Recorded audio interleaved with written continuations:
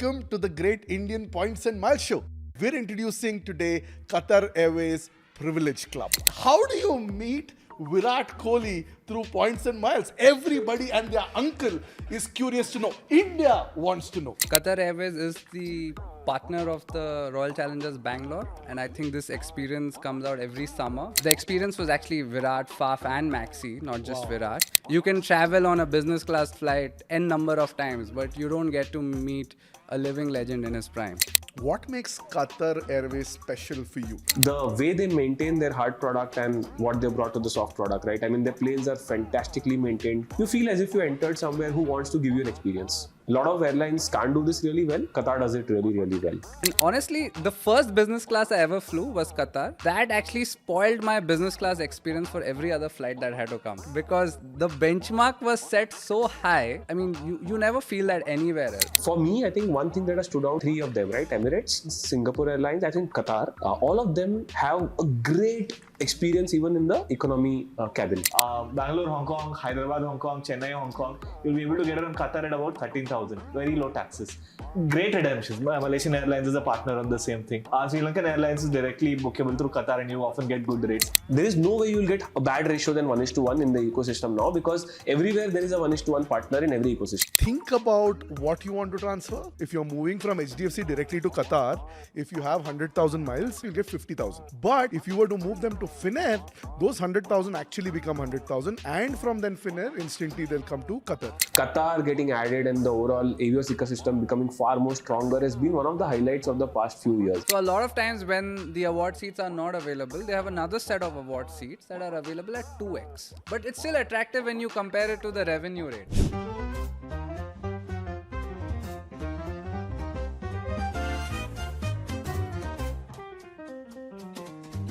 Lights flashing bright, we're on the go. Tune in now, there's so much to know. Earning bits, travel dreams we sow. All aboard the Great Indian Points and Miles Show. Zero to hero in the blink of an eye. Fly first class, no need to be shy. Redemption sweet, touching the sky. Award seats booked, let's give it a try. Award seats booked, let the points flow. It's all aboard the Great Indian Points and Miles Show. Unlocking journeys wherever you go. The sky's the limit, feel the travel mojo.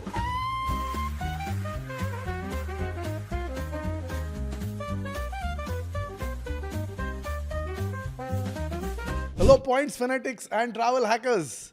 Welcome to the Great Indian Points and Miles Show. This is your host, Adil Bandukwala. I am super stoked to bring this special episode to you today that we're recording in this very cool setup that you're seeing for the first time. I have three exceptional guests today, and we're going to be talking about flying business and first with swag, with pomp, with glory, and in style. And we're introducing today Qatar Airways Privilege Club. And for that, we've got three superb guests. First up, Dhimant and Ameya. In the business circles, they call him the P&L guy. In the points and miles world, we call him the Axis Bank Points and Miles millionaire. He's particularly flown on a lot of cabins. United is something he's mastered. Accor is something that he loves. And then he's quite the Singapore Airlines KrisFlyer expert as well.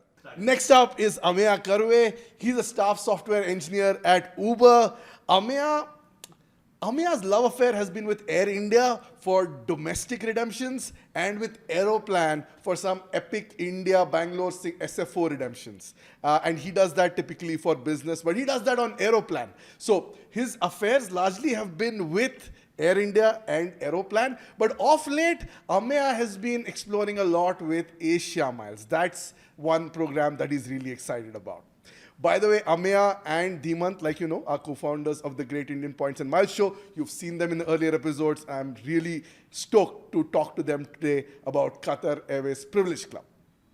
Last up, we've got a very, very special guest today. We've got Pallav. Pallav is founder of BoldFit. Pallav, other than making big and bold moves in the health space with BoldFit, is one of those points and mile geeks that pretty much knows a lot about all frequent flyer programs, but Qatar is his specialty. So much so that thanks to Qatar Airways Privilege Club, he got a chance to meet with the legendary Virat Kohli. Pallav, welcome to the Great Indian Points and Miles show. Yaar, how do you meet Virat Kohli through points and miles? Everybody and their uncle is curious to know. India wants to know. Qatar Airways is the partner of the Royal Challengers Bangalore, and I think this experience comes out every summer on the Qatar Experiences app. Now, when I saw it, I was very clear. See, for me, Virat Kohli is a very big idol. He's somebody I've always looked up to. And when I saw that redemption, and it was a bidding thing, and I was like, jitna bhi points lagega, I am going for this, because you cannot equate this feeling with money or points or whatever, right? And there was a bidding war late in the night, 4 a.m., and all of that happened, but I somehow got that redemption. And it was one of the craziest experiences to meet Virat Kohli, to be in a room with Virat Kohli, to see him practice, to see the rest of the RCB team practice. I think these are, moments money can't really buy you, right? And I'm always passionate about the Royal Challengers Bangalore, and I think that was one of the greatest redemptions I've had. And I think that one redemption from Qatar beats the Qatar Qsuite as well. So, absolutely. So, I mean, that was that, yeah. Pallav, so when Adil mentioned points millionaire, this is the true points millionaire. Like when you say that kitna bhi points lagega, main jaunga, and this is what a true point millionaire sounds like, right? And second thing which I just clarifying, when you sent that photo on the group, we were not jealous. Just clarifying, yeah. But so thoda vistar se batao. You got to get into the details. What was that experience like? So one, get into the specifics. Like, what did you win? Yeah. Like, what part of the world was it? Did they give you accommodation? Did they give you flight? When did Virat meet you? How long did he meet you for? What was that experience like? What were, along with meeting Virat, allied experiences that you got that maybe you were not excited about, but you also enjoyed? So let's get into the details of that, because India wants to know. I think the experience, it was a bidding thing. So if another person is not bidding, you can actually get that at a great value. But if somebody else is also bidding, then there's a bidding war. But I think the experience was at about 100,000 points or so, somewhere in that ballpark figure, which included a 4-night stay at the JW Marriott Bangalore. Yeah. And then there was a representative from the Qatar team, the Qatar Experiences team, and it was a group experience. So it was not just a one-on-one thing. There were about 10 or 12 people. So I went there with a cousin of mine. So two people could go on that experience. And it had a 4-night stay in Bangalore. Now, I'm from Bangalore, so the stay was not that exciting for me. It was meeting Virat that was exciting. So checked in there for a night, but then, okay. Now, the experience was interesting because they take you to the Chinnaswamy Stadium when RCB is practicing. So, you get to see, that year the squad was different. So we saw Faf, we saw Maxi, we saw, Will Jacks, all of those guys. You sit there for a good 1.5 hours, interact with a few players, get some autographs, whatever. And it was a very interesting time when that redemption happened. This was just before that famous RCB CSK match where Yash Dayal stole the show, right? Just 1 or 2 days before. So there was some heat in the atmosphere, right? You could definitely feel that. So that happened. And then the next day, they took us to the team hotel. I think Qatar is their principal partner. And, you've seen that RCB dugout where the players chill and all of that. So I think we were there, 10, 12 of us. The experience was actually Virat, Faf and Maxi, not just Virat. And then I think Virat came. He interacted with us for about 10, 15 minutes. I had the opportunity to ask him a question as well, which he happily answered. And, just the aura of the man was incredible, right? That room, you could feel what he is, right? And I think it was incredible. And then, of course, the photo ops, autographs, all of that, the whole experience with Virat was about 30 to 45 minutes, somewhere in that range. But, it felt complete. Yeah. And then, again, I think the rest of the guests went back to Marriott or whatever. It was a 4-night stay. And it was well curated. There was a tour operator from Qatar who was, managing, coordinating, ensuring everybody was there. And I mean, that was that. And it was very interesting. And I never thought points could take me to Virat Kohli. There you go. I think pretty much everyone watching the show now wants to be your cousin who got to go with you because you did all the work and your cousin was like, chalo jate hai, Virat Kohli se milte hai. Like, how epic is that? I can't believe that. I almost could have said, okay, I went with my wife, and they're like, how did you manage that? Not taking your wife to meet Virat Kohli. I'm just joking, but. Tell me how the meet and greet actually was. This is a meet and greet that you really value, right? I mean, how was the meet and greet section of it? How long was it? How many guests were there? And like, there were about 10 or 12 people in the room. The whole meet and greet was about 30 to 45 minutes. Virat was interacting with everybody. And as I said, I had a chance to ask him a question. I asked him a very deep question. I mean, so everybody was asking, what do you like? Which movie? What's the favorite moment? I asked him, like, look, you've got everything in life. You've smashed every cricket record. And what still drives you, right? Yeah. And, he really spoke about that for 10 or 15 minutes. It was incredible. And to understand how he thinks, right? So, okay, enough with the Virat Kohli love story. But yeah, so that was, I remember every moment of that experience because, that's an experience I can never forget, right? You can travel on a business class flight n number of times, but you don't get to meet a living legend in his prime, right? And spend time and ask him a question, right? Yeah. So I think hats off to Qatar for that absolute world-class experience. And some of the other guests were actually foreigners as well, right? So a lot of people had traveled down from somewhere in the Middle East. So it was an international bidding experience and sums up how the stardom of the man as well. Yeah.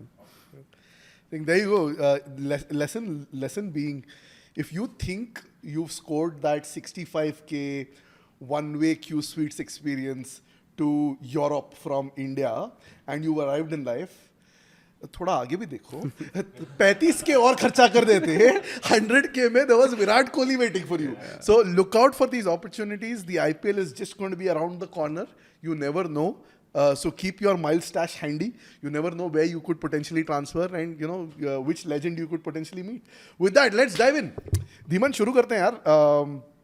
What makes Qatar Airways special for you? Why do you like Qatar Airways so much? So before I get into like why Qatar Airways is special, I think one point, I've always had a soft spot for Middle East airlines, right? In general, I think they do things the grand way. In Etihad on its prime was awesome, right? Emirates, I think still is in its prime and they do an awesome job, right? Similar, I think Qatar does a really, really good job. Now, when I have to break down this good job, it's basically into 3 parts, right? The one I think is the basic hygiene and which is very attractive to me is basically maintaining a very calm, composed relationship with your customers. I think Qatar does that very well, right? That's, I think, paramount for me because we all know a lot of other airlines where you're spoken to in a very rude manner and, you don't like traveling with them often. That ability to repeat your travel with them automatically comes from inside. You don't need to really have points to do that, right? You will figure out a way to earn points for traveling there. The second is the way they maintain their hard product and what they brought to the soft product, right? Their planes are fantastically maintained, clean as spec, absolutely clean. You feel as if you entered somewhere who wants to give you an experience. I think that's a second. And I think this is something which is underrated. A lot of airlines can't do this really well. Qatar does it really, really well. And I think then it's the experiential layer of it, right? I'm sure Pallav can speak a lot about it, but if you were to compare it to Singapore Airlines, I think we spoke about Singapore Airlines in quite detail in the earlier episode, right? The way I see Singapore Airlines is it's very business kind of an environment, right? They top up the first class also in a very experiential business way. But if you look at Qatar, they have their own palatial style of doing it, right? For example, the first class, if you travel, you get at Doha, the lounge, which is like a palace, right? The Al Safwa Lounge. Al Safwa Lounge, right? So, and again, the experience is more palatial and more Middle Eastern style than anything else, right? So the whole experience, that also reflects in their cabins, they reflects in their food. For example, the food is single individually served meals, and it's almost like a find an Indian accent experience on the flight, right? So that, I think, these layers of the basic, something that they do well, and then they top it up with the experiential layer is what I think it makes. And also, I think, by the way, if I'm not mistaken, they have a lot of A380s. They fly the A380 a lot, and hence it makes your experience far better versus trying to go in other airlines where you're flying an A320 Neo, for example, right? So that's been my experience, Adil. No, and also the aircrafts are a lot newer than some of the other Middle Eastern aircrafts that are there, whether it's Etihad or Emirates, right? So, and I think that makes a very big difference. This once I was traveling Emirates, and then they put me on a 3-seat middle seat in business class. That's the 777. Yeah. And I mean, and honestly, the first business class I ever flew was Qatar, and that actually spoiled my business class experience for every other flight that had to come, right? Because the benchmark was set so high, right? I mean, you never feel that anywhere else. So that's what makes Qatar. One of the things on most airlines, I mean, when you're flying these Middle Eastern airlines, for example, there's a leg from India to Middle East, and there's a Middle East to then, let's say, London or US, right? Yeah. Most cases I've seen, at least with Emirates, the aircrafts are far not from a size perspective, but even well maintained. You have the second leg far better shape and quality, right? Are you also talking about that? Like, does Qatar have a great flight from India to Doha segment? Like, how has been your experience in that segment? Yeah, see, that you get the Qatar suites when you travel from Bangalore to Doha. Yeah. That's a great experience. I mean, there's no issue with that. And plus, it's a very late night flight. It's at 3:30 or 4 a.m. So I think you end up sleeping on that plane. But the onward experience, obviously, you're awake, you're you're fresh and all of that. That's a great experience. Experience aside, though, I think one thing, I believe they are going into a partnership with Akasha. So at least for Indian flyers, specifically flyers out of Bangalore, given that Akasha is trying to make it a hub, when it comes to connectivity at least, right? I think that can play out well. Like, I've already seen, like, on a bunch of redemptions that, okay, you've got a few Akasha flights that you can take through the Avios side of things. So I think specifically from an Indian perspective, I think this is something that can also work out quite well. Because, increased connectivity. Essentially, you don't need to worry about, am I getting the right flight out of where I'm going from? Bangalore has been the neglected third child of Indian aviation in general. But that is another point where I'm looking forward to. But you look at it in a positive way, Amay, like, it's got better connectivity than a few other metros. Like, let's put it that way. I get what you're saying, but after Mumbai, Delhi, I think Bangalore is well connected. Like, after Mumbai and Delhi. That's what I makes my point. So, because, if you look at Emirates, they have 2 A380s flying into Bangalore every day. They have three aircrafts coming in every day. One is a 777, 2 are A380s. Sure, SQ does not have an A380 yet, but an A350 is not bad. We're not complaining with an A350. It's great. And on Qatar, I think they rotate. So one of their aircrafts has Qsuites and the other doesn't. Okay. But even on the other one, it's not that bad an experience. It's a great experience. You can't go wrong, right? Pallav, double down karte. What are things you've really enjoyed on Qatar business? Let's double down and talk to people about the experience layer.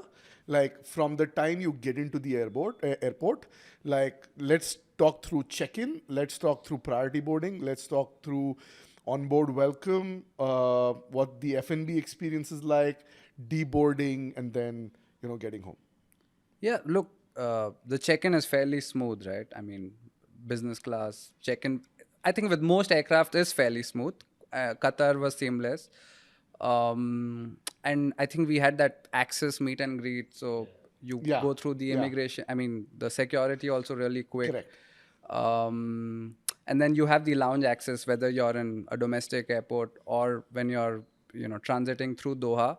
The Doha lounge was, in fact, incredible, right? We'll come to that. Yeah. No, it all happens here. So, so we'll break it down and let's talk about the Al Morjan lounge and then talk about the Al Safwa. So talk about both. Yeah. So, the business class lounge is what I have used in Morjan, Doha. I think fantastic lounge in terms of experience and the way it's made. It's massive. It's almost as big as a terminal, right? A domestic terminal. And then you also realize that so many people actually fly business class, right? I mean, it's incredible, right? And what a hub that is. So there is a bit of a waiting to enter if you're at a peak hour, like how I was. It took me about 5 or 10 minutes, but that was fine. Great spread. It's not like an Amex buffet which will have 3 dishes or something, right? Like, fantastic. Like, all you can think of, live stations, all of that, at par with any good 5-star buffet experience, right? And one very underrated experience of lounges are the shower, right? And so my first flight from Qatar was actually onward to Washington DC. It was, I think, a 16 or 18-hour flight. And that shower was incredible, to have that shower to freshen up right before that flight. Quite a lot of waiting, 30-35 minutes to get a slot in the shower because of the peak rush. But I think by the time you finish your breakfast, that's ready. Incredible lounge experience. Absolutely great.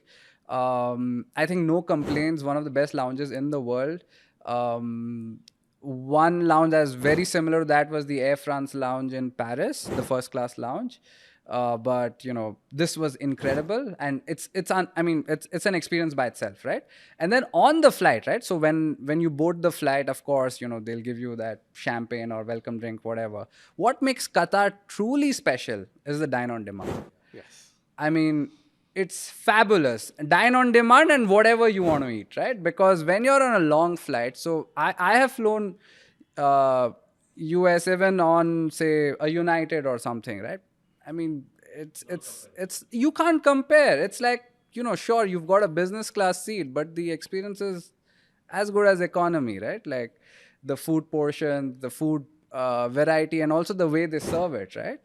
So what makes Qatar really special is the dine on demand. Their food is incredible. I mean, I've had the best lobsters on the air, right? In the air. Incredible food, dine on demand. So that essentially means whatever's on the menu, whenever you want to eat it, they'll bring it for you, right? Now, a lot of times you've just boarded a flight, maybe you don't want breakfast at that point of time, right? They'll come back after 2 hours or whenever you ring the bell and whatever you want to eat, right? And they've incredible snacks. Of course, they have that alcohol also, but the food is what makes it really interesting. The spread, the variety, whatever you want to eat, and even the snacks, right? So they have a very nice menu just for snacks, which is again cooked food. It's not like they'll बस एक chips का packet पकड़ा देगा या something like that, right? मतलब वो भी है, but you can also order food. So I remember the hummus platter that they served. It had this muhammara. Yeah. Oh my God. They also have that the brown color fried thingy, right? Which they serve a single piece. That's so bloody good. Yeah, right? Absolutely. The poached prawns and whatnot, right? I mean, incredible food experience, even for vegetarians, because this one route I was really craving Indian food, and they had this paneer makhni and all of that. Absolutely brilliant, right? Also dessert. I know you're probably off sugar, but the way I like when I've flown Qatar is, like you said, it's always dine on demand, right? Yeah. Dine on demand का अलग feel इसलिए है, भाई dessert पहले खाएगा. So like there are 3 desserts. I'm gonna start with this one, and there's no judging. Yeah. There's no, seriously, you want dessert first? I mean, look at you. No, that doesn't happen. They're like, हाँ ठीक है, dessert चाहिए, no problem, we'll get for you. वो आ जाता है, वो इतना खूबसूरत दिखता है. The way it's plated, the way it's presented. That's why I said Indian accent on the flight, right? Because it's almost feel like you're going somewhere and having an experiential experience. Because I've always believed, you eat with your eyes. The first thing you do is you're looking at stuff, and then you dig in, and then it kind of sets the expectations from there. Yeah, and even the little things, like he'll address you by your name, Mr. Bihani, what can I get you? I think it makes a massive difference. And as Dhimant said, they really make you feel warm. Yeah. I think, sorry to be a party pooper, right? Because we're talking about very high-end experiences here. But I think one thing for me has stood out is always been a true test of a good airline is also how they treat their economy customers. And for me, I think one thing that has stood out both in Singapore Airlines, I think 3 of them, right? Emirates, and Qatar, all of them have a great experience even in the economy cabin, right? So the food is good. They won't let you go hungry. Even if you have a problem with the pre-booking of your food, they will ensure that you're taken care of. They're as warm, if not the warmer or the warmest, how you experience in a first class cabin. But that defines for me a quality of a good airline, because there are some days where we fly economy, right? And absolutely. And that day should not feel like a shit, I should have fought full-on business, right? Because you're still getting that experience. Legroom, very, very critical, right? I think you don't really feel completely blocked, right? I mean, that's also something I would like to add from a very pure economy lens. Yeah. So Adil, from now on, our show is called The Great Indian Yum Yum Show. I'm pretty sure Adil was so excited about this. Now I know why. नहीं यार मतलब when you like you said, right, I am also very biased towards Middle Eastern Airlines.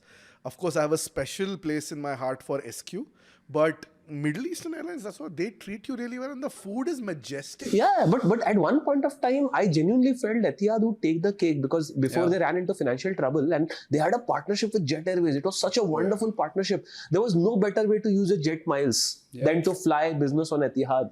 But unfortunately, I mean, things didn't pan out the way they wanted to. Otherwise, And like I said, with millionaire status, Dhimant is still sitting on Intermiles. But anyways, we'll write that off. Intermiles Platinum, Dhimant. written off. Yeah, I'm platinum. Yeah. And with that, we'll come to you, Ameya. So we've spoken about the experience. Of course, we'll speak a lot more about the experience. But let's get into redemptions. From a points and miles community point of view, where does Qatar Airways Privilege Club rank amongst the points and miles community? Talk a little about that. Sure. So you talked about the luxury redemptions, right? And that you get on Qatar, and those are anyway great and class. One thing I do want to highlight over here are the partner redemptions, right? So to me, the Qatar program is very similar yet different to the Singapore program in a way. I'll tell you how I think about it, right? So why is it very similar? Number one, huge number of partners with respect to which you can transfer. I think they made a great move by getting onto the whole Avios scene. And you got when it comes to the ability to transfer from bunch of programs, I think it's very easy to earn, number one. Second thing, as a hub, like you have Singapore on the east, we've got Qatar as a hub on the west. So I think those are the similarities. But for me, the big difference is that when it comes to the One World Alliance itself, right? Now, practically speaking, from an India angle, I think the One World Alliance makes a lot of sense when it comes to where you want to fly to. And Qatar has a fairly standardized, partner redemption chart. They've been changing a lot, and it used to be even more lucrative a little while back. But essentially think of it like this, right? So if you have any One World flight that is flying direct and reasonably long distances, shut your eyes and pick up the One World one on Qatar. More often than not, of course, there can be exceptions where you can get. So, for example, I think let's just look at some of them. Right? Say you're going to, say, an Australia. You can get a Qantas Bangalore to Sydney flight, or you want to go into Hong Kong. Hong Kong is a great redemption for folks from Bangalore. Yeah. Bangalore, Hong Kong, Hyderabad, Hong Kong, Chennai, Hong Kong. You'll be able to get it on Qatar at about 13,000. Very low taxes. 13,000 miles direct ticket to Hong Kong. It's insane, right?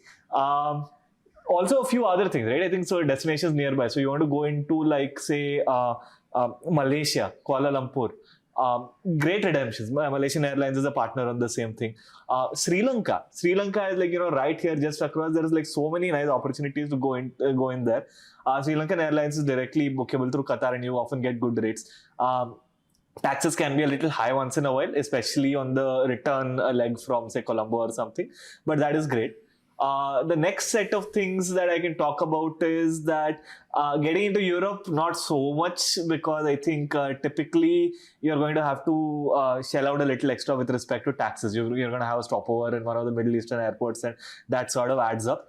But the other big sweet spot I can think of is the intra-America kind of travels, right? So, and this used to be even better at one point of time, which was, so you can, on the alliance, you've got Alaska, you've got American, right? American, pretty much there's no good way for us to transfer. Alaska, we can still do Marriott if we need to, but then that value is not there.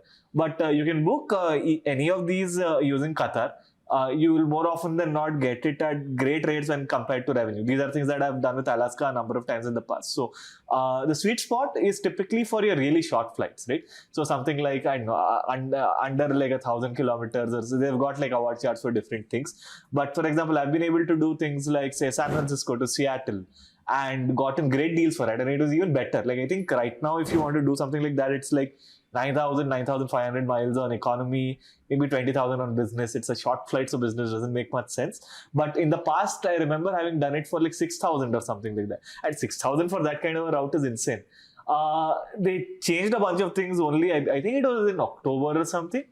And now it's probably better to, so I think how it works out is like really short flights, you take Qatar. But because Avios as a currency anyway is flexible, if you've got longer US flights, say you're doing West Coast to East Coast, something like Finnair actually gives you great value. And let's talk about the Avios and the interchangeability, because this next level of flexibility that you get with it is also pretty good. Like, for example, I think Finnair right now, they've got intra-US 11,000 miles flat no matter where you're going. So 11,000 miles, great redemption. You want to do a coast-to-coast 5-6 hour flight, I think it's a pretty nice deal. I think it's a great summary, Ameya. But like you said, let's double click a little on the entire Avios ecosystem. You talked a little bit, I mean, Avios, like we all know, started with BAEC, which is the British Airways Executive Club. So there's BAEC, there is Qatar Avios, there's Iberia, there's Finnair. Are there more partners in the Avios ecosystem? Irish one, what's it called? Lingus, Aer Lingus. Aer Lingus. So in that you can get some really neat flights. Like say you're either doing, say Ireland to England, like because Heathrow is known to be very nasty when it comes to your taxes and all. You also have some great deals on Aer Lingus on across the coast. So you're doing something like New York to Dublin, right? Yeah. Aer Lingus is great redemptions. But yeah, let's get into Avios. Yeah.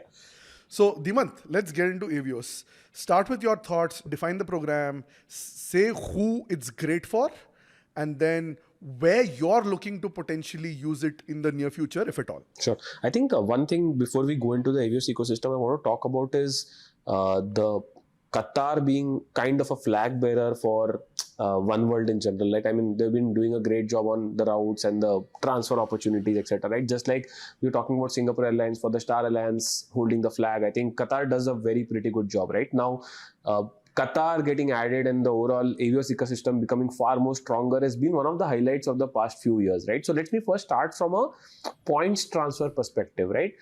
We spoke about Singapore Airlines and how you can pool in multiple partners. Now, this in Avios is actually quite convoluted, but actually works in our favor, right? So let's talk again a simple example, right? Like there could have been a situation where a particular partner transfer at 1:2 on HDFC, but now you have a Finnair which is doing 1:1, yeah. Right? And now Finnair is part of the Avios ecosystem. And one brilliant thing which I think they're still figuring it out is the inter-transfer of Avios among partners, right? So there are routes, right? For example, there is Iberia, there is Qatar, there is Finnair, and there are multiple other partners, right? So if you have a Finnair 1:1, you can then you can basically assume that is transferred to Qatar. I mean, the route is a little weird right now. Yeah. So, for example, everybody knows this in the points mile circle now that my miles are stuck in Iberia for the last few months. There's some weird thing where, you know, all your addresses in all your accounts have to match exactly the same way, and the fields are completely different. So there is no way to get it right. Like some of us them have, but everybody has not been able to do that, right? But once they sort this out, my guess is that it will be one of the most versatile program to pool in one currency, even stronger than probably a KrisFlyer or any other program that we hear of, right? That's one. How do you maximize Avios? I feel one way to do it is, by the way, one interesting thing before we get into that also, right? Accor also moves to Iberia 1:1. Now that is another sweet spot. It was not intended to be that way, but it has happened now. So basically, you have Accor, you're stuck in Accor, you move it to Iberia, Iberia moves to British Airways, and then British Airways can move to Qatar.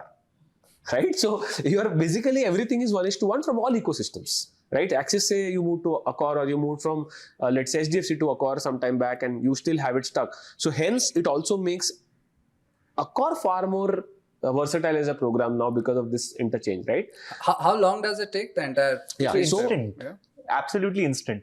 Well, I don't know about your... No, Accor to Iberia is not instant. not the Accor to Iberia. I was talking about Avios within partners. Yeah, so Accor to Iberia takes 5 to 6 days. एक minute उसके थोड़ा पहले आते हैं. So Infinia to Avios. Let's talk about that. Axis to Avios, define timeline, and then interoperability. So Axis say you can move to Qatar, right? So that typically takes, I think, around 3 or 4 days.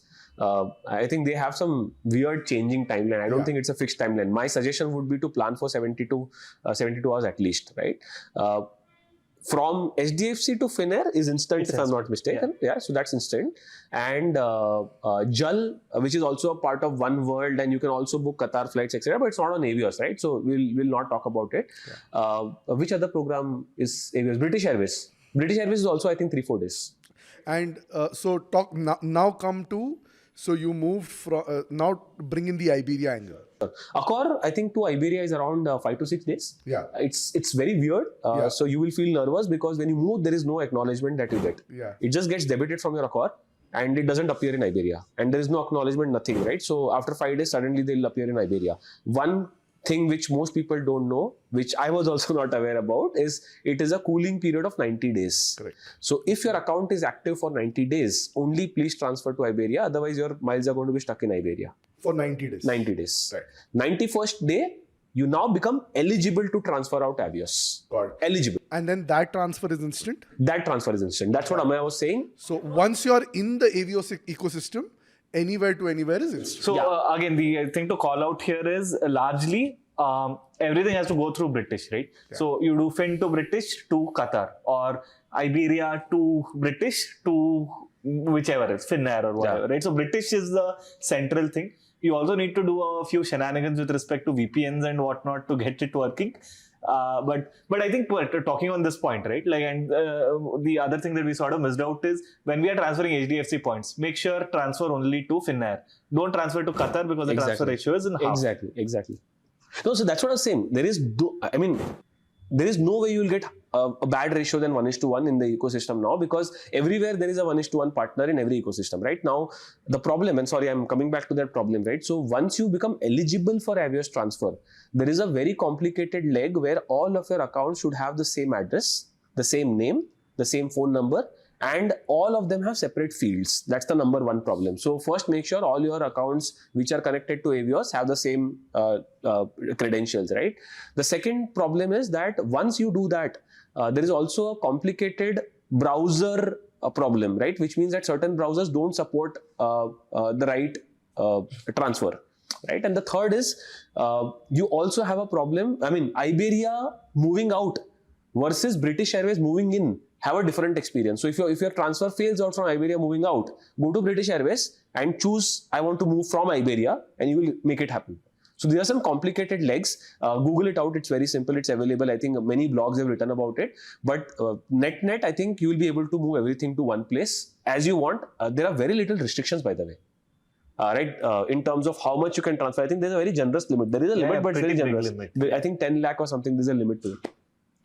There you go. So I think the lesson here for all of us is think about what you want to transfer and prioritize how you want to transfer. Like Ameya, you rightly said, if you're moving from HDFC directly to Qatar, if you have 100,000 miles, you won't get 100,000 in Qatar, you'll get 50,000. But if you were to move them to Finnair, those 100,000 actually become 100,000, and from then Finnair, instantly they'll come to Qatar. So if you're traveling from HDFC, the movement to Finnair is instant. Don't worry about it. You can check the redemption, you can check the availability, do an instant transfer, and then immediately move from Finnair to Qatar. When you're doing from Axis, then if you're a Magnus Burgandy customer, it is typically an 80% conversion, which is 5:4, which means that your 100,000 is equal to 80,000. If you're an Atlas customer, then that 100,000 is going to be 200,000. But keep in mind, Axis has limits on the number of points that can go out per year. Similarly, Burgandy has limits of up to 200K. But that 200K doesn't mean that 200K will go out. It's 160K that will go out, because 200K is the Axis limit and they'll convert at 80%. 80%. The Axis ka 80% conversion, while it is lower than HDFC, the earn rate compensates for it. For sure. So I think it's almost the same in terms of earn rate, if I'm not mistaken, right? But tell me one thing. But Group A hai, so you have to think about it. That's the problem. With Axis, with Burgundy and with Atlas, you have Group A and Group B. Qatar, to my knowledge, is Group A, and therefore, Accor is sacred to a lot of us, and that's why Infinia is still Infinia. I just had one question. We discussed Infinia, we discussed Axis. Is there anything in store for the Amex card holder? That's exactly what my question was. That does Amex have any partner which converts to Avios? Amex doesn't transfer to 0.5 Qatar Avios? I thought Qatar was there. Yeah, I think Qatar is No, there. half hai. It's not one. I mean, the same ratio. My point is that there is a whole ecosystem offers 1:1. Like, is there a way to... No, not 1:1, but I'm pretty But sure. I think Qatar is there. half is there. तो काफी खराब हो जाता है ना, because you're already earning 2% or 2.5%, and then 2:1, so your eventual earn rate is just 1.25%. Amex के लिए Bonvoy के अलावा कोई soft spot नहीं है. कोई soft spot नहीं है. But फिर भी यार मतलब वो sign up bonus के लिए मस्त है. Like you get, see, if you're getting 150k with your sign up bonus with the plat charge card, that is equal to 75k Avios. 75k Avios में से India Europe single leg is 65k Avios. If you're flying 65k, if you're flying one way business class to Europe in Qatar Qsuites through and through for 78,000 rupees. I think we're not debating that. But I think like what you're talking about is like the currency where you continuously churn to earn. But then Pallav, when 10 points and miles nerd have a heart attack at the same time when Pallav shows his Amex points balance, right? That is a very, very different feeling. So you are not allowed to talk about burn rates, okay? Bad ratios.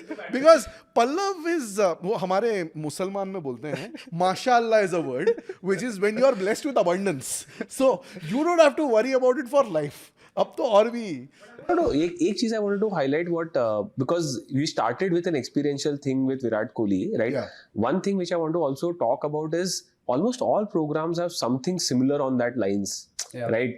Be sure that you're checking those. If you're stuck with large number of miles, Accor has an experience thing, Marriott has an experience thing, Qatar has an experience thing. Anybody else? Singapore has it? I don't think so. Singapore doesn't have auction. They do. Yeah. Very interesting. My second question was outside the Amex question. Amex, it doesn't seem there is a 1:1 way to do Avios. Is there a Group B sweet spot which can convert to Avios in any possible way from Axis? We know. No, right? No. Group B, you have to figure out, is Qantas doable? That was Qantas is Because Qantas is like, you have generous limit, right? 800k. I have done Emirates via Qantas, but I have never tried Qatar via I've done Qantas. Cathay. That's what I was saying. I've done Cathay. Cathay is one world, but I saw the option of booking Cathay via Qantas, which is Group B. So is there a way where... One world means you'll have to go to Qantas. Qantas, the problem is their taxes are a little high. So, yeah. By the way, Qatar ka sweet spot is also taxes. I mean, the taxes are phenomenally low in a lot of sectors. In a bunch of sectors. Well, All right, so we've spoken about the Qatar Airways experience. We've spoken about redemption possibilities. We've spoken about how to move partners, and we've spoken about transfer timelines. Let's talk about now earning. We've spoken about burning. What would be our favorite cards to earn Qatar Avios or potentially any kind of currency that we can move to the Avios ecosystem that eventually gets moved to, that eventually gets us a seat on Qatar, right? Pallav, since you're the undisputed king of good times here, and in my eyes, Scrooge McDuck, if I remember back in the day, who swims in Qatar currency, let's talk about what are your top 3 cards today for earning Qatar Avios? I've earned most of my points on Axis or Infinia for Qatar, but mostly Axis, right? And this was in the golden era of Axis. The Magnus, when they launched. Yeah, absolutely. And I think that's where most of my transfers have happened. And I think it's still a very healthy rate to earn points and even redeem points, right? Yeah. It's undisputed, a very no-brainer, easy to understand card, right? 2 or 3 years back, I was really geeked out about all the transfer ratios. Now I may not have that much time. So that's a very no-brainer, easy process, easy to understand thing, right? So I've earned most of my points for Qatar there, but now I don't know if that's the best way. I think we've got a lot more interesting people. Continuing the analogy of Scrooge McDuck, right? Because he doesn't have time. There's Huey, Dewey, and Louie, the three nephews who are willing to do that for you. No problem. Just remember, next time you're meeting Virat, Yeah. Like just a small trivia, right? When I met Pallav for the first time, first on a group and then personally spoke to him and then met in person. The first time I saw him on a group, his first post that I saw, I remember, 1A boys.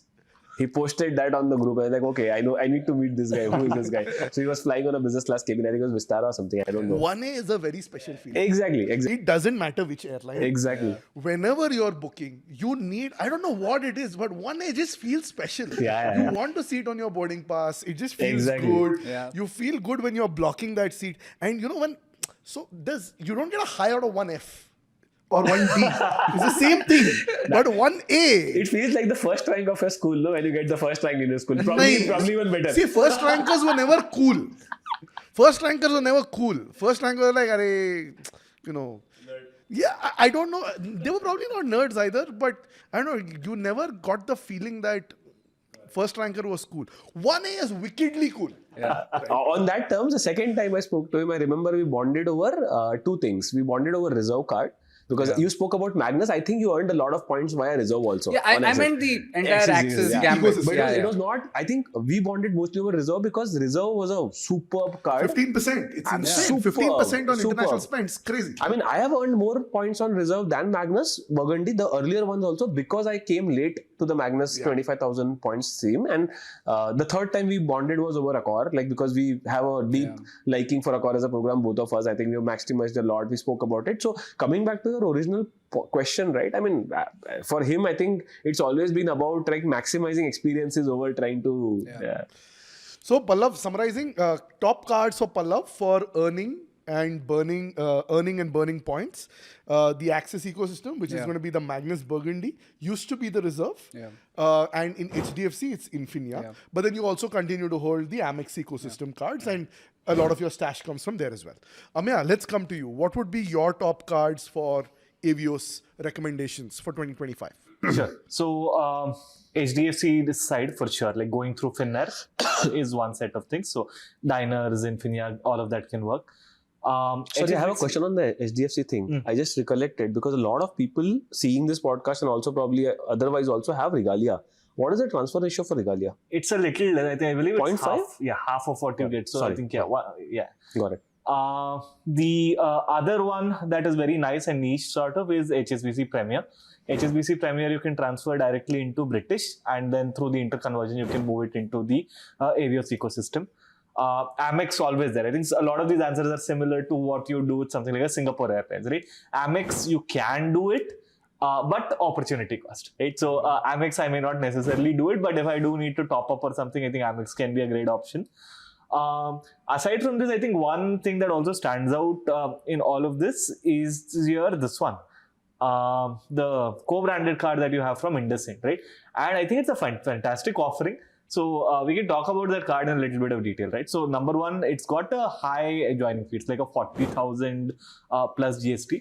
But so you can get it in two variants. You can get it in a Qatar variant or you can get it in a British variant. British variant gives you 50,000 Avios straight away, right? So that is great. The Qatar variant, it gives you 20,000 Avios. So lesser Avios, but it grants you Qatar Gold status immediately. Like you get the card and you're going to get that. Which also gives you One World Sapphire, so you can use it on the rest of your One World flights. The card, there's a few good things about this card, right? So in general, I think the earn rate it's okay. It's like about 3.5% in Avios by default. But the sweet spot, according to me, for this card is they've got this funda called some international preferred destination, right? So how it works is that when you get the card, you set one preferred destination, one country as your preferred destination. You can only set it once a year, if I remember correctly. And with this, what you're able to do is that any spends that you do in that country, POS spends, not online spends, you're going to get 5x reward points. right? So That's a very sweet 15%. yeah. So I mean, not 15 because the 3x, 3 plus whatever I counted, that counts the milestone benefit also. Got it. But overall, it works out to 4 to 5% Avios you're going to make, including the forex charge and There's a whatnot. forex charge as well. So, but think of it like this, right? Like you've got like, say you need to go to business often to a given country, or for work, for whatever, or you're having a long vacation in a given country. This card is a no-brainer. You're getting 5% on all POS spends over there.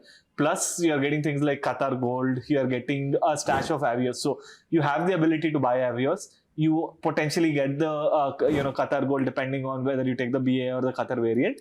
And the preferred destinations makes it like if you're able to strategically plan it, or if you need to visit a given country more often than not, man, it's fantastic value as a forex card as well. So I think it's very underrated in that regard. So I have a question for all three of you now. This is very interesting, right? So you said 40,000 rupees pay karo, and you will get two options. You can choose a BA variant, you can choose a Qatar variant. BA, 50k points. Those 50k points can be moved anywhere in the BA ecosystem once it's in BA. So BA say you get Qatar also 50k points because we're talking about Qatar Airways this episode. Now, if you choose the Qatar variant, you'll get 20k, but you will get the gold status. Now, given the three of you, all of us have different outlooks in life and different travel preferences. Would you choose the 20k Qatar Avios plus gold status, or would you choose the 50k BA if you were to take the card today? The question is, कितना देती है मैं? So my answer is clear, right? Like my answer is clear. I'm going to pick up the 50k. Right. But here's a place where I can think the 20k variant can be a nice sweet spot, right? So number one, you need to, if you're explicitly flying out of Qatar itself as a part of your business or whatever, travel for a lot, you get access to the lounges and whatnot. The second thing is the one world status that you get, the one world sapphire, that can be useful with respect to things like extra baggage and whatnot. So if you are the type of person who travels a lot more, I think the incremental value that you can get from the Qatar Gold offsets the deficit when it comes to the Avios. But if you want to instead use it to bank up for one strategic spend or something like that, go ahead and pick the British variant is what I'd say. So Ameya, British Airways variant, Dhimant. I wouldn't take the card, number one. I mean, I think there are better ways to get the points to your account. No, so agreed that you won't take the card, but for those who are interested from a buy opportunity perspective, let's say you have 10-15k Qatar Avios, you can pay 40k and get this, and let's say you can get a fare worth 2.5-3 lakhs for 40,000 rupees, makes sense to kind of take that card. Now in that case, I just want users to get how points and miles geeks think. Like Ameya is very clear, right? He said ki mere ko to kitna deti hai is important, so 50k, I'm going to take that. Similarly, what will be your use case? Will it be similar? Will it be different? So I feel I'll take the Qatar Airways variant. Explain the reason. Two reasons, right? One, I think I have felt the pain of this intercurrency issue that I have seen. It's not so easy to move them between, right? So I know people who are stuck forever. I mean, if you Google it out, you'll realize there are people where 1 lakh Avios has been stuck in one account, right? And that's what I spoke about. Till the time they fix this, I don't feel comfortable. Yeah. Second problem, I think, is I have a slight apprehension against the British Airways as a carrier because I've had some bad experiences and I don't travel it much and I don't have the liking. I don't see myself carrying a card with a British Airways logo. I'm being very honest about it, right? Sure. And then obviously I appreciate the status probably more than all this pain because there are the points I can earn it from somewhere else. Yeah. Status to get the status is slightly more difficult, right? Yeah. So that's how I would think. Understood. Pallav? I mean, I wouldn't go for the card, but if I had to go, I'll go for the points because, I mean, value, right? Being the Marwadi I am. So, yeah. There's a Gujju, there's a Marwadi. So, Dhimant, let's talk about your three cards for this particular Avios point scoring. I think I think about it slightly differently than Ameya, right? And I'll tell you, I was having a very interesting discussion with one of the other friends that we know, a common friend, right? I think there is a sweet spot for every card and hence it attracts an opportunity cost of using that for Avios, for example. Like, give me an example. The reason why I wouldn't use Axis for Avios because Axis has Accor. Exactly. Right? So for me to be able to move, then I can't move it to Accor, right? Yeah. But the HSBC card has got Avios and it has only got Chris Blair and Avios. Yeah. For me, my first choice to move to Chris Blair and Avios will always be an HSBC Premier for that reason. Because it has only two partners, right? And it's a no-brainer card. It has got the least exclusions. It's a wonderful card. It takes you back to the Infinia era of 4 years back when there were very less restrictions. Minus fuel, I don't think there are any restrictions. So that's one card I would say is a great ecosystem. By the way, uska earn rate is also 3.3%, and with some milestone offers that they sometimes release, it adds 1% probably to that, right? So that's one. BizBlack doesn't have Avios as a partner, so BizBlack you're stuck with Singapore Airlines. So for me, it's Avios ke liye number one card would be that right now. And then it would be Axis and HDFC based on. So you're saying HDFC is number one, Infinia is number one. No, HSBC is number one for me. So you're saying HSBC is number one for Avios. So summarizing. HDFC ke liye, again, I would not go for it because HDFC has that sweet smart buy car spot which you can use to book domestic flights where I have to force to fly a certain airline, which or go on a domestic last minute redemption. It just makes it simple. No other ecosystem has that option. So I think what he says makes a lot of sense, especially with the opportunity cost, right? Like, see, Accor is hands down one of the best programs that is out there, right? So if Axis limits you, I think it makes a lot of sense if people are specifically looking for Avios, right? But I mean, specifically looking for Avios, I think that makes a lot of sense. If Avios was in Group B, it could have been slightly different.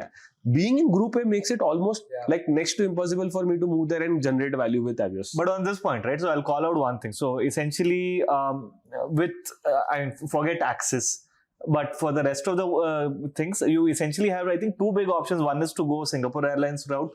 One is to go Avios route. And I think for people to make a decision saying that, okay, if I don't want to overcomplicate and do both, and if I were to pick one, my thought process is essentially, if you want long, cheap flights, pick Avios.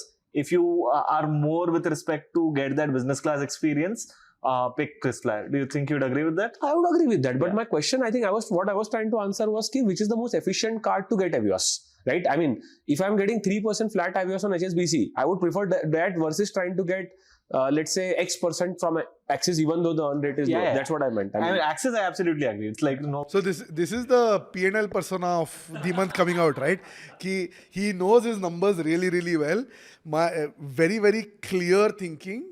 My 200k stash that's going to be in Axis is going to go to largely Accor. HDFC, very, very smart strategy, saying that I'm going to burn it for domestic redemption, domestic tickets on Smart Buy, because unplanned travel happens to all of us sometimes. And at that times, it's going to be expensive because it's last minute travel. So uske liye just use it. It makes sense. And finally, he uses HSBC if he wants to move to the Avios ecosystem. Now let's talk about back to Qatar. Let's talk about some of the most aspirational redemptions and which are your favorite routes that you would look forward to flying in business or first. Pallav, you've done a lot of this. What have been one or two sectors that you really enjoyed on Qatar, and which are ones that you're looking forward to? Yeah. Look, I've done the longest route, that is Bangalore to America, right? India to America. So the onward flight is 16 hours plus. This is West Coast? East Coast. East Coast. Yeah. 14 or 16 hours, somewhere in that line, right? So that's obviously a fantastic experience, right? Because I remember when we landed, my wife said, hey, why did this flight get over, right? So... and you did the double suite, right? The double suite where it becomes it merges and all of that, right? So, I mean, that's a great flight, right? And I think it comes at a great value as well. I think 80 or 100,000 points, if I'm not wrong, right? Or I'm not sure. Yeah. I know Europe is 65k. Yeah. I don't know Amer is how much. We'll have to figure. No, so somewhere in around that. It was around under 100k is what I remember, right? Does Qatar also have the a system of saver fares and then the higher fare? Yeah, absolutely. So they do. So a lot of times when the award seats are not available, they have another set of award seats that are available at 2x, right? So that sometimes is not that attractive in terms of a big mileage of points going out, but it's still attractive when you compare it to the revenue rate, right? Like this redemption, even if it was 200k points, the actual flight ticket would be 4 lakh plus, right? So Bangalore to America is obviously a great route to fly there. Even the way you leave here late night and you reach there in the morning, right? So all of that works out well. And I think even for Europe, I think extremely great, right? I mean, 65,000 points for most European cities. Those flights are anywhere upwards of 2 lakhs anyway, right? And plus the experience, you get the Qsuite and all of that. Makes it very interesting. And one flight I always book on the Qatar Airways app is actually not a Qatar Airways app. It's a Cathay Pacific flight. Bangalore to Hong Kong. Roughly in that 37,000 points. I just booked it yesterday. Yeah. And you know the best part? You get it at a very small window as well, right? So when I was coming back, I booked a flight the next day and it was available, right? So I had a refundable regular fare flight which I cancelled and then booked this. And that's a great route because a lot of Indians travel from India to China. So Hong Kong is a great hub. If you're traveling to Guangzhou, Shenzhen, whatever, there's a ferry or you can get an onward flight to anywhere. And that flight ticket is also somewhere in that 1 lakh price point. So you get it for 37,000 points. Very nice, right? And the flight timing is perfect. You enter at 2-3 a.m. Yeah, you're there at 9 a.m. No, right? this flight I do want to call out because the other thing is taxes are like barely anything, right? Yeah. 4,000 It's rupees. 4,000. 7,000 Like, rupees. it's peanuts. From Bombay, it's 4,000. From Chennai, it's 2,000. And from Bangalore, it's 8,000. They also fly out of like Hyderabad as well. So I think there is a good amount of connectivity. And it's a Cathay A350. Economy it is 13,000, 14,000 and the business is 30 something thousand. They have, the Cathay is very generous in releasing seats to themselves and to partners.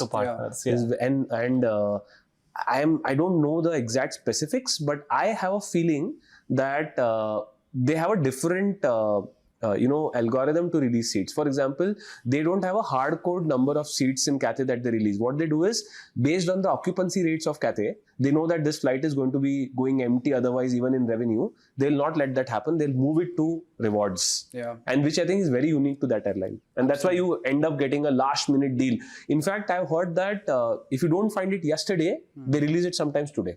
Because they've realized the revenue bookings are not up to the mark. Yeah. Again, this is something which is speculation, but this is what I've And generally that Cathay flight is always empty. Like whenever I've gone, which is shocking actually. maybe 3 or 4 seats occupied in the business class.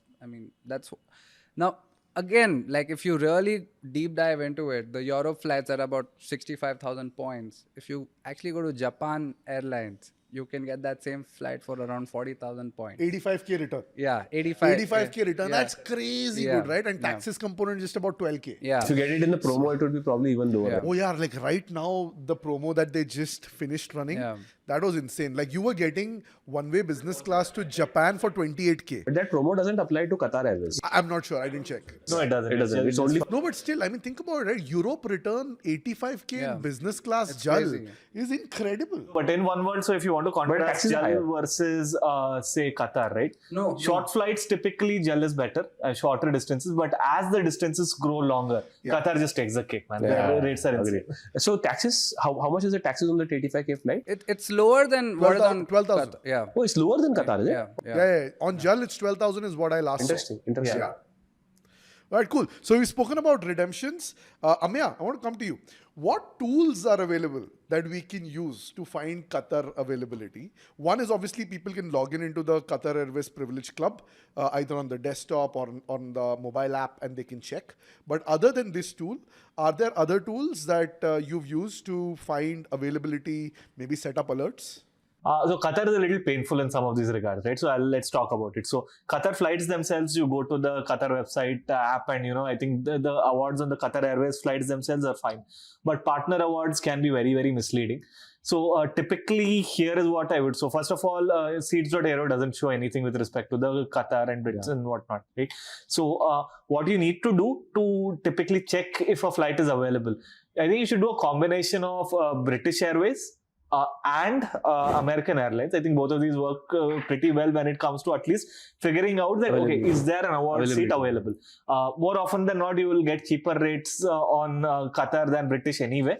American, we don't have any great ways to earn as well. So number one, to search for availability, Seats.aero won't work. Qatar site app is not reliable. So go to British Airways and search, or go to American and search. After that, you need to call up their call center. Second, and there's an issue that also happened, and it's happened with me, is like with partner redemptions, you have a fair amount of phantom tickets, right? So for instance, I sort of figured that, okay, there was Alaska Air flight that I needed to take that was available. And then I transferred my points, and then I call up the call center to book, and they're like, oh no, this is not there. So I think, yeah, lessons learned, but I think the call center is quite responsive. Call them up, they're able to book it for you. In fact, they will also, one thing that they've been great at is you can call them up and ask them to block an award seat. So if you think that, okay, you want to pick up a particular flight, they are willing to block that seat for up to 24 hours. You can use that time to transfer, do all of these shenanigans and whatnot. So, but availability across one world in general is like fairly decent. Some routes here and there maybe, like say for example, the Cathay one that you talked of, right? For whatever reason, I've seen onwards, like say India to Hong Kong. I've seen great availability on Chennai. I've seen great availability on Hyderabad, Bombay. Never seen the Bangalore flight. Bangalore flight, you only get it on the return one for some reason. I will give you a hack for this, and Pallav will thank me because he's going to China very often, right? Book it on Iberia. Iberia has every day Bangalore to Hong Kong available. Avios Ecosystem is just 3,000 more Avios. Same flight. Also, Iberia has one beautiful thing. Iberia lets you choose multiple options. If you have 43,000 miles, you can pay 100 euros. If you choose lesser miles, you pay 200 euros, which means that even if I don't have miles today, I can just go ahead and make the booking. And it, for some reason, releases next number of seats to Qatar, releases more seats to Iberia. I don't know why. This is the beauty of Avios. By the way, Avios ka ecosystem unique isliye hai because every partner has a different way of doing things. They are not like one problem is across the board. Right, so that's one thing we should probably look at as well. By the way, you spoke about the Singapore Airlines ka app ka UI UX, and I love the Qatar app. By the way, like Qatar app is probably not, if not the best, the second best in able to use it for. Second best, I will settle. Yeah. I took my one chance. thing to add to the availability bit, right? So on Seats.aero, there's one trick. Like if you like, you'll not get a Bangalore to US or Bangalore to Europe availability, but if you put a trigger for Doha to US or Doha to Europe, right? You'll get it. And most likely you'll get the India to Doha leg as well. Yeah. This hack also applies to Emirates. This hack also applies to SQ. So this is one thing which always check from hub, like they are hubs. Like, what do you call their base of operations? Right? So tell me one thing. It's a very good question. We should answer this question because we've spoken about Seats.aero multiple times. You guys are both power users. The reason I don't use Seats.aero is because I get frustrated because most of the time, I think 9 out of 10 times when I wanted to book my sector, Seats.aero did not show anything. Yeah. Maybe it was because of Bangalore. So okay, you chose Doha, you chose Singapore or whatever, right? Whatever, and you got Emirates, for example, right? What do you do then? You find the availability from Doha to London. Yeah, and then most likely you'll find it from Bangalore to London. I mean, where? In Qatar? On Qatar. Because Qatar, you have to choose it twice. One, the Bangalore to Doha route. You can also decide if you want to fly that economy or business Bangalore class. to Doha. Yeah. And see, Bangalore to Doha, if you're short on points, right? You can choose economy. You can choose economy. It's a very low mileage. That allows it in one sector, one flight? Oh, you can change the... You can change that. Singapore doesn't allow this, right? Yeah. And look, like fundamentally, if somebody just wants to experience business class, right? It's a 3:30 a.m. flight, 4 hours. You're anyway going to sleep, right? So, you can choose that. And that's why when you set the alert for Doha to the destination, you more or less get that ticket. हाँ, बोल रहे कि मिला तो वो भी ले लो, and then figure out कि Bangalore to Doha क्या करना है. हाँ, so same philosophy, like you said, right? पहले तुम go to your HQ location. Like Doha is for Qatar Airways and Singapore Airlines obviously is Singapore. So you will obviously first search कि Bangalore to wherever you want to go, which is the end destination. अगर वहाँ पे नहीं मिल रहा है, Then you will go to the HQ location, which is Doha, and you'll check from Doha. Agar availability hai, I would say book that. यहाँ से Singapore या यहाँ से दोहा तो इकोनॉमी में भी चले जाएंगे, क्या फर्क पड़ता है? It's a short flight, right? 4 घंटे की फ्लाइट है. So we can just book an economy revenue fare and go. But for that 16-hour flight, that is where you want to really experience business of sorts. And so you can break it down. Also for Seats.aero, it'll only show you flights on direct routes, right? Like it'll show you Bangalore to Hong Kong because that's a direct route, or a Bangalore to Munich or whatever, right? So that's why it doesn't appear when you're checking Bangalore to say Europe or Bangalore to US, because it's a hopping flight, right? So now to make the workaround is check from your hub to the destination. More or less you'll One get of these it. days, I think we should do a small podcast on being able to use Seats.aero effectively. If you can, for sure. let's do a screen share and like geek over it. I think it'll be fun. I think. And now what's interesting now, even if you don't want to manually put it, there's ChatGPT integration. Exactly. Just put They the have prompt. they have a Yeah. they have a Seats.aero Custom GPT. Custom GPT. So there you can just select it and you can ask it. And it's beautiful. It's very Yeah. fast. So I have a nice API. Huh? Yeah. I mean, I was geeking over it. Like, if once you get a pro subscription, they give you API access with a healthy quota. So AI is not only going to take jobs away, they're going to take podcasts away also, I guess. But I think they make the experience easier. It's so much more cooler, right? You know, And so if you're flexible with your travel, you can go to ChatGPT and say, between Jan to March, let me know on which day Doha to Miami is available or Doha to Zurich is available. And the other thing that's cool about GPT, right? Like for example, Seats.aero में manually डालना पड़ता है. Like for example, अगर मैं जा रहा हूँ, समझो West Coast जा रहा हूँ. So then what I will do is I'll say Bangalore. Then I'll put SFO, then I have to put LAX, then I have to put San Diego, then I have to put, let's say, whichever airport is close by there. Because I don't mind going there, वहाँ से local flight ले लेंगे. The 16 घंटे की flight में max करना है. So then you have to do this manually. GPT, what happens is you say, I want to get to this airport. Any other airport which is local, from a 1 hour flying distance is cool. So that GPT will find it, GPT will put that trigger, it'll run the search and it'll show you. So it's really kind of acting as your own personal AI assistant. Very interestingly, I think I sent a tool also to Adil some time back. I think it's called Geek by Matador. I don't know if anybody's tried it. It makes it simpler for people who find ChatGPT very intimidating, right? So you can just go on WhatsApp, add them as your contact, and you say hi, and then you say, I want to fly to Hong Kong tomorrow, give me a 7-day itinerary. Yeah. And it has got amazing context retention, which I think is the key to good AI, right? Which is, you can then ask him, this wine tour seems expensive. Can we do a little cheaper? And then they will give you that options, right? I'm sure you can do it on ChatGPT. I tell you, GPT also is unbelievable because the more you interact with it, like you can just ask it a question saying that, what do you think I'll be doing in the next 1 year? You will be surprised by the kind of stuff it will say. It will say, personal life में तुम ये करोगे, यहाँ vacation पे जाओगे, ये fly करोगे, because it knows you and it knows all the kind of questions you ask. I think in the scary zone, actually. Work stuff, so it's phenomenal the way. Anyways, let's come back here. One more point with respect to what you were saying with respect to the hops, right? And this is a bit of a limitation of what Qatar gives, is that it will only allow you to book consecutive flights, like if you're doing a hop on the same airline. So, for example, if you're doing with the same airline and, one hop kind of a flight to somewhere, like say you're going to something like a Europe, that if it's on the same airline, it is okay. But if you think that there is flexibility with respect to combining airlines, you might want to look at some other program. So this is just one thing to keep in mind, especially like if you're not doing the direct point-to-point kind of flights. Hey, Ameya, so one of the things that you initially were talking about was phantom seats. And I want to tell our users what phantom seats really are. Because what happens is oftentimes when you're searching for availability, let's say you're searching from Doha to San Francisco, and you see that one seat is available. So you transfer your miles, let's say from HDFC to Finnair to Qatar, or from Axis Magnus Burgandy directly to Qatar. And your points have now moved and they're in Qatar.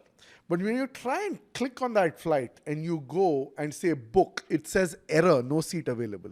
And then your mind just happens saying that, what was this? I just saw it was available and now it's not available. How is this? A lot of us refer to this in the points and miles world as phantom seats. And phantom seats are those where it's showing that it's available. In reality, it's not. So the best way to figure out before you transfer your miles anywhere to super-proof it, especially when you're flying business or you're flying first, just makes sense to give the call center a call. say that, hey, I'm seeing this availability for this particular sector. Can you check and confirm? And this is actually available and it's not a phantom seat. They'll go ahead and confirm that it's actually available, then transfer your points. Otherwise, like you said, right, there are a lot of, like Dhimant was saying, in fact, a lot of people have transferred miles in certain programs and then they're stuck because of phantom seats. So thanks for bringing that up. Time to bring this to a close. I think we've geeked out today about why Qatar is special. We've spoken really about what kind of experiences it can deliver in the sky. Pallav started on a super high note with Virat Kohli. And we've spoken about redemption and partner opportunities. I want to bring this to a close with, there are many more special experiences which are not in-flight experiences but on-ground experiences that Qatar can deliver. And let's talk about that. Pallav, you want to talk a little bit about PSG experiences? Yeah, I mean, if you so they're also partners with PSG, and you get crazy match side tickets where you're very close to the pitch, and also you have a few opportunities where you can even meet the players. So 1 or 2 years back, I even saw experiences as grand as meeting an Mbappe or somebody like that, right? Of course, he's not there anymore. But that experience exists. And I think if you're ever traveling to Europe or France, these guys play almost every other week. So, and to experience a football match there is incredible, right? With that ringside view, right? Or pitch side view, as they say it. That's something worth exploring. And they're also partners with, F1 and other things. There are crazy experiences there. You want to talk about the F1 experience? The F1 experiences for sure, but one thing I'll just add, and it's very relevant to the Indian credit card community, is PSG is also partners with Accor. So you can actually use your Accor points to get 3-4 match day tickets, like VIP box, and more often than not, those tickets will be priced at much lesser than what you would pay while going through a regular one. So, but yeah, I mean, sorry for going on. Yeah, but I want to add this here, right? I mean, because I've been researching F1 experiences for last 2-3 years, right? Because I have a few more people on Twitter who have been talking about doing F1 via points, etc. Right? Very interesting way to put this.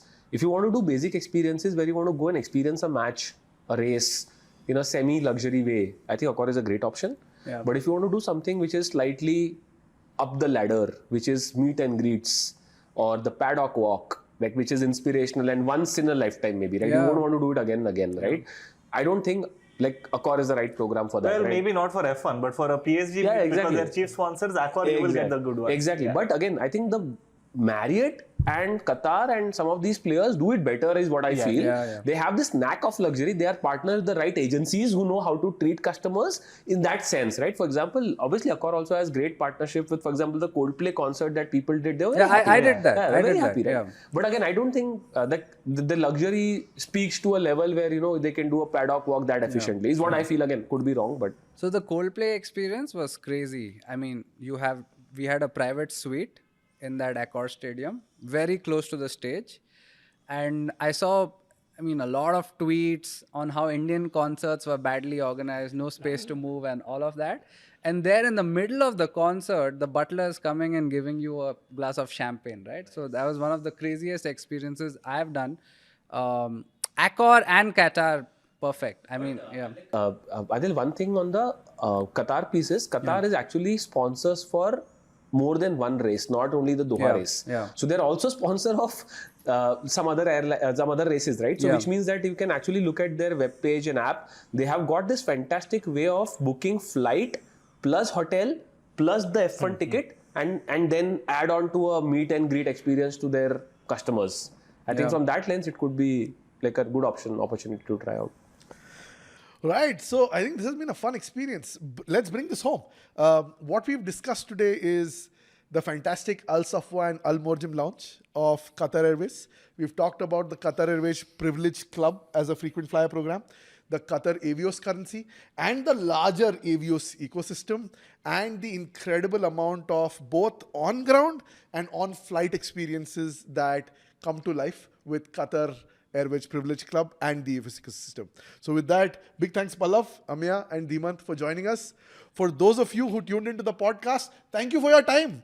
We've been making these long episodes, which typically go on for more than an hour. You've been showing us your love. You've been dropping in those comments. You've been sending us DMs. Thank you for that. Please continue doing so. And one insight that we have, although we've started to gain significant amount of subscribers, a lot of our views are coming from non-subscribers, which means y'all haven't hit the bell icon yet. So please do like, please do subscribe, please do send a note to your fellow aviation geeks and Points and Miles nerds that there is a channel called the Great Indian Points and Miles Show. And please take a look at it. Let us know what kind of stuff you'd like to hear. We'll be back with more. But with that, this is all of us saying thank you and fly safe from the Great Indian Points and Miles Show.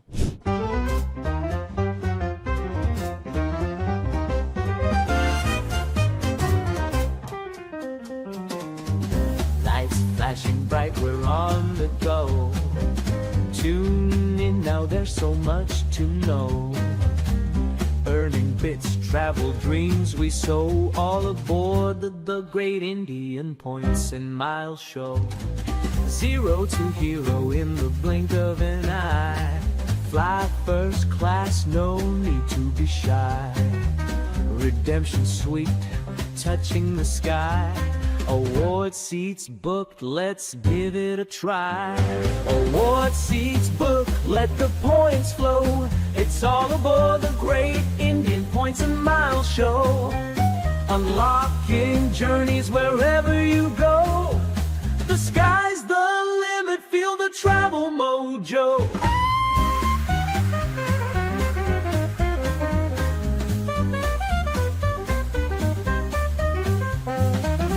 Hidden treasures in every flight.